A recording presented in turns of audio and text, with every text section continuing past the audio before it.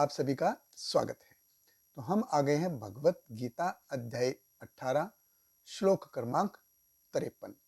तो ये इस श्रृंखला का आखिरी श्लोक है जहाँ पे भगवान कृष्ण कहते हैं कि अपने कार्यों को भगवान को समर्पित करके कैसे व्यक्ति शांति और खुशी से अपना जीवन जी सकता है, ये कंट्रोल कैसे करना है, ये भगवान आगे के श्लोकों में भी जारी रखेंगे। तो भगवत गीता अध्याय 18 श्लोक क्रमांक 53। भगवान कृष्ण कहते हैं, अहंकारम बलम दर्पम कामम क्रोधम परिग्रहम विमुच्य निर्मम शांतो ब्रह्म भूयाय कल्पते।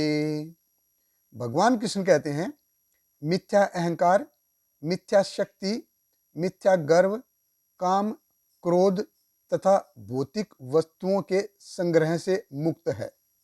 जो मिथ्या स्वामित्व की भावना से रहित तथा शांत है, वह निश्चय ही आत्म साक्षात्कार के पद को प्राप्त होता है।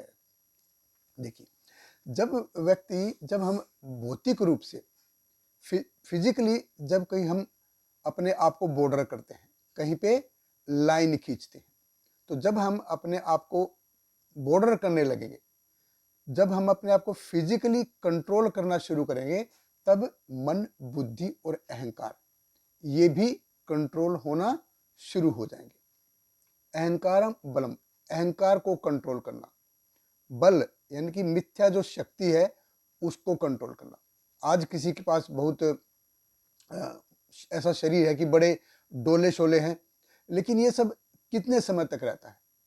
ये बहुत ही थोड़े समय तक रहता है। जैसे ही समय खत्म हो जाएगा, वो सब निकल जाएगा।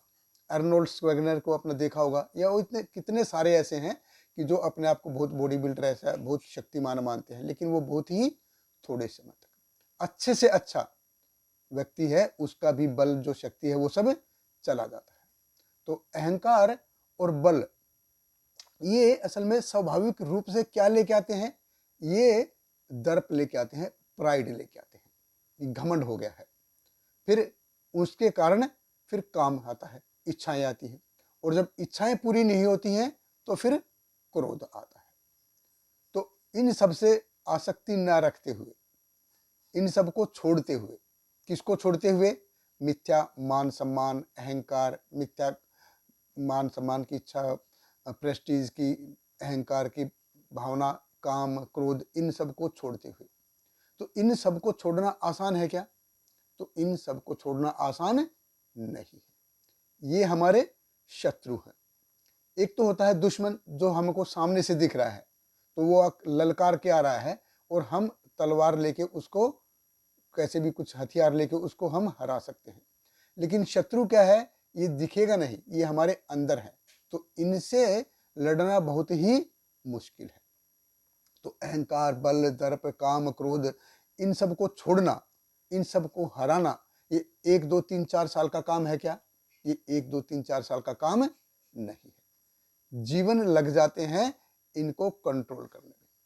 तो इसी प्रकार आध्यात्मिक जीवन क्या है? इसमें व्यक्ति धीरे धीरे धीरे धीरे प्रगति करता है। ऐसा नहीं है कि आज भर्ती कल चक्रवर्ती। आध्यात्मिक जीवन में ऐसा कभी नहीं होता। इवन भौतिक जीवन में भी हम देखेंगे तो आज अगर किसी को एलकेजी में डाला है, तो कल क्या उधर से पीएचडी करके बाहर निकलता है क्या? नहीं।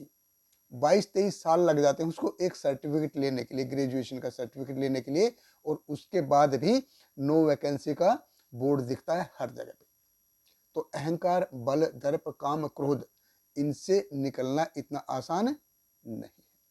विमुच्य निर्मम शांतो, जब हम इन सब का त्याग करते हैं, ममत्व की भावना से, अहम और मम, इसकी भावना से हम निकलते हैं, इनका जब त्याग करते हैं, तब व्यक्ति जाके खुश रहता है और वो सुख का अनुभव करता है। नहीं तो वो कभी खुश होगा नहीं, कभी शांत होगा नहीं। व्यक्ति सोचेगा कि मैं अहंकारी, मैं अपना बल दिखा रहा हूं। कहानियों में जैसे देखा होगा, मूवी में जैसे देखते हैं, यही दिखाते हैं। KGF 2 2 दिन में 250 करोड़ का business.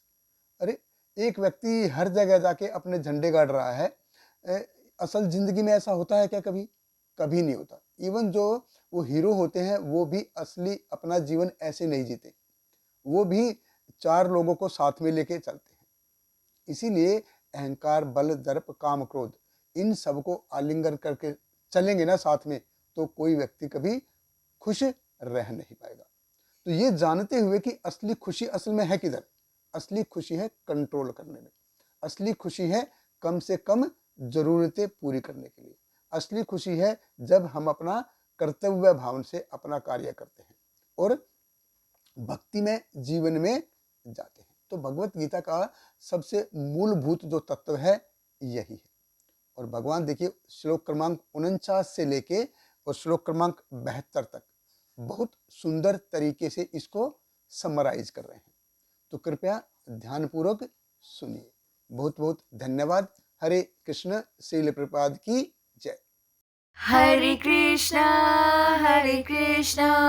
Krishna Krishna, Hare Hare, Hare Rama, Rama Rama, Hare Hare.